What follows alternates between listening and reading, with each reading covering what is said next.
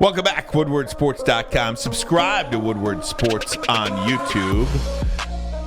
Hit that like button while you're there as well. Ryan Ermanni, Tom Mazaway. Braylon is out today. He'll be back tomorrow. Talking a little Pistons basketball. We'll do so with the former first-round pick of the Detroit Pistons, a two-time NBA world champion, one time with the Lakers, one time with the Pistons, the great friend of the show, Lindsey Hunter. How you doing, Lindsey? Hey, Linz. Good. How y'all doing, man? You know what, Lindsey? I wanted to throw up in my mouth last night. I really did. And as the envelope for 5 was turned over and I saw the Pistons logo on there, I was like, you got to be kidding me. What was your reaction?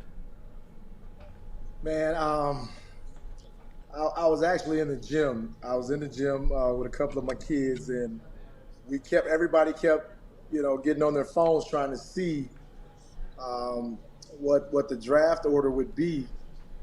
And man, when I heard the Pistons had 5, I was like, no way. But to share my foreshadowing, I predicted that the Spurs would get the first pick.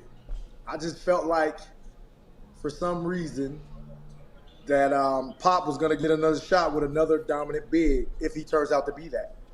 But I was deflated also. Everybody was deflated, but I kind of expected us not to get the first pick because we had gotten Cade with the first pick. So I was like, okay, maybe we'll get 2, 3, but not to fall that far. That's kind of heartbreaking.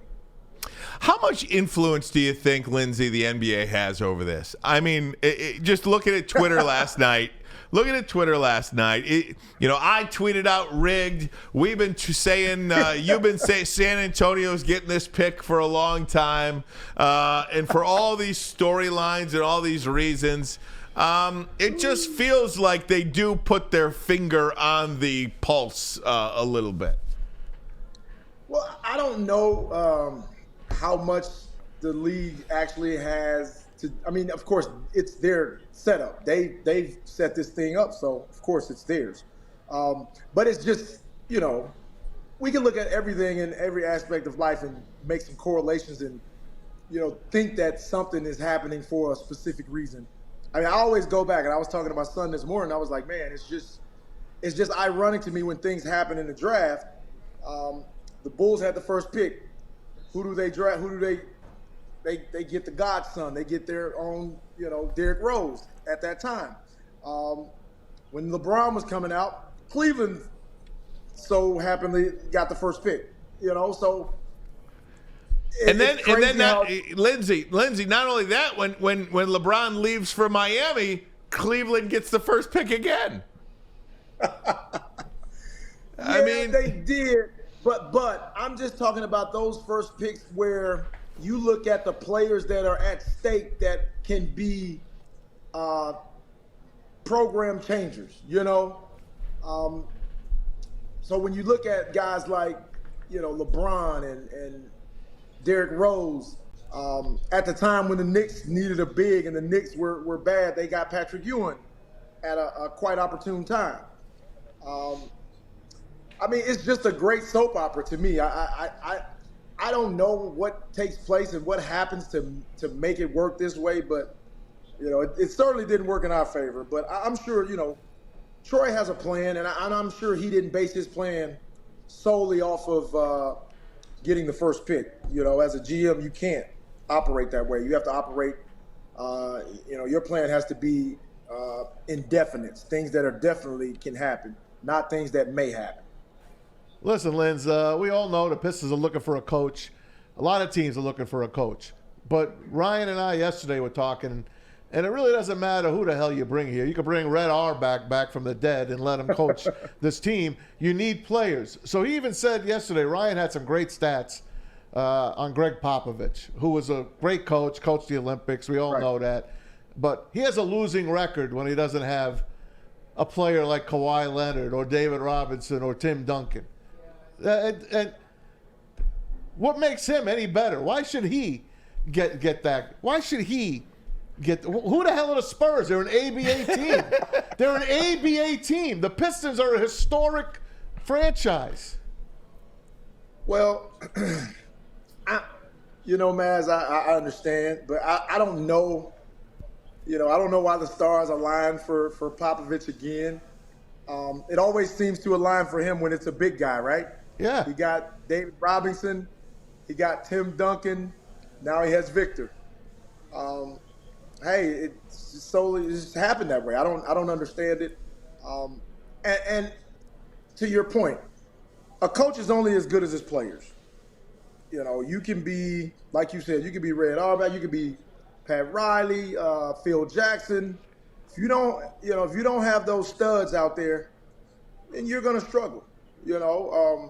Phil Jackson wasn't the same when he went to New York, and he didn't have, the triangle looked like the rectangle in New York. No kidding. So it didn't help that he was trying to coach the team from L.A. But I mean, Lindsey. But your point about Phil Jackson too. I mean, we all point to the Knicks when Phil Jackson was the coach. But what about '94 and '95 when he didn't have Michael Jordan? He didn't win it there either. No doubt. Yeah, and we said this. I said this about Popovich yesterday. Without those players that Baz mentioned, they're losing. He's a losing coach. What about the Detroit Pistons now?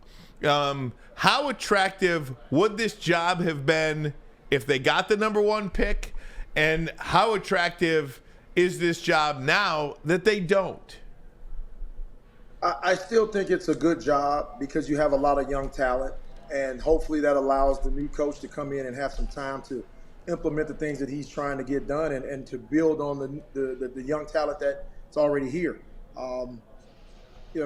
Had you gotten that number one pick, of course, every top tier coach that's not coaching somewhere else probably would have been vying for the position. You know how that goes. But we are where we are. We got the fifth pick, and we have to make the best of it. And I think Troy will, and I'm sure whoever the new coach is will come in and develop the young talent that we have to build on. And who knows what they're going to do with that pick? That may be a trade, that may be a package, and you package some things together to try to go get a guy like Jaylen Brown, who's going to be a supermax player. Boston's going to have some problems signing two supermax guys, so maybe that's a look that the Pistons go. But there are quite a few things that are going to materialize, during the draft and afterwards. Hey, Lindsey, you look at the coaching candidates that are out there in the public sphere. We have long said I think you would be a great coach for the Pistons. Specifically, two guys you want to develop happen to be guards. I feel like you need somebody that can get Jaden Ivey and Cade Cunningham to develop. If you were a coach, and I'm going to ask you, have you met with Troy Weaver? and what do we have to do to get you the job? And then two, what would you do with those guys? What would be your first order of business to try to get Jaden Ivey and Cade Cunningham to work together? Because we still don't know what that relationship will look like. Well, of course, the first thing you do is you sit your young guys down and you talk about what you expect from them. And the second thing is the only way that continuity is going to develop is for them to be on the floor together, for them to be in practice together, for them to spend as much time playing and practicing with one another. That's how the continuity develops. And I think you'll see that if everybody stays healthy and those guys can spend significant time together on the court. I think their games can match really well, especially with the bigs that the Pistons are stockpiled with. It's going to be exciting watching them grow together. I think Cade brings a different dynamic, but the biggest thing for both of those young guys is to really, really defend. I think that's the part of the game that we saw them suffer the most. And those guys are going to have to lead the charge as far as setting the tone for our team becoming a defensive team, along with the whoever the coach is. Lindsey, I wanted to ask you about those coaches, and you didn't answer Ryan's question, by the way, if you were going to be a head coach. But I'll let you skip on that one. Of the three guys that we always hear about, who was the leader in the clubhouse to you? Who do you want here of those guys? Well, I know Kevin Ollie. I've talked to Kevin Ollie quite a bit, especially when he was coaching at UConn. So I'm familiar with him and his career. I know what he's about. I know the type of guy he is, and I think he would be a great addition to a young core like we have. Well respected in the league, kind of a journeyman player, but sharp guy. Won a national championship in college.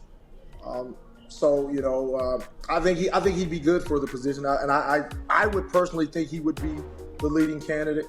But with so many new coaches available, man, who knows? Monty Williams is out there. Doc Rivers is out there now. So there are a lot of quality coaches out there, but I don't think you go wrong with Kevin Ollie.